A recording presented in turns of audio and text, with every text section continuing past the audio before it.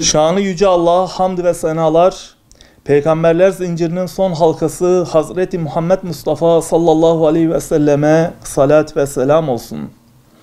Allah'ın mescitlerini ancak Allah'a ve ahiret gününe inanan, namazı kılan, zekatı veren ve Allah'tan başkasından korkmayan kimseler imar ederler. İşte hidayet üzere oldukları umulanlar bunlardır. Mescitler yeryüzünde Allah'ın evleridir. Gökteki yıldızların yer ehlini aydınlattıkları gibi onlar da gök ehlini aydınlatırlar. Değerli peygamber sevdalısı Müslüman halkımız, camilerimiz İslam toplumunun kalbi mesabesinde olan şiarlardandır.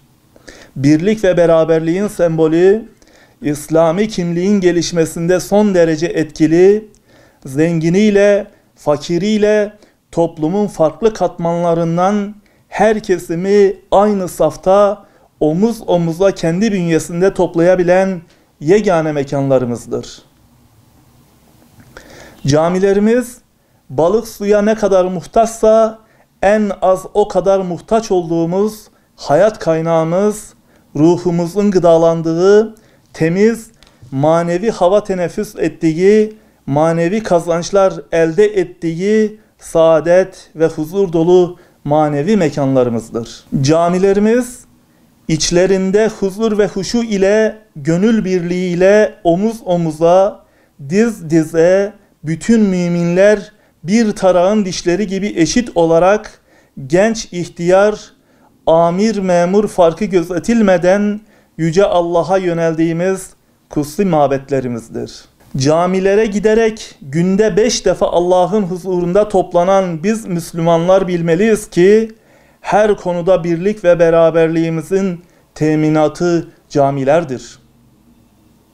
Müslümanların bir araya gelmesine vesile olan camilerimiz, ihtilaf ve tefrikaya en büyük mani olduğu gibi hayatımızda da huzur ve saadeti temine vesiledir. Bu hafta inancımızın birer nişanesi olan bu gizlide mukaddes mekanların haftasıdır. Camilerimiz toplum hayatımızın temel taşıdır. İlim ve irfan mekteplerimiz, Kur'an ve iman medreselerimizdir. Yüce Rabbimizden neslimizi ve bizleri Kabe'nin birer şubesi olan camilerimizin müdavimlerinden kılmasını, toplum olarak Allah'ın evleriyle, hakkıyla ve layıkıyla istifade ettirmesini diliyoruz. Bu vesile ile bütün İslam aleminin ve kendilerini hakka ve halka hizmet için adamış din görevlilerimizin camiler ve din görevlileri haftasını tebrik eder, hayırlı nice hizmetlerinin devamını dileriz.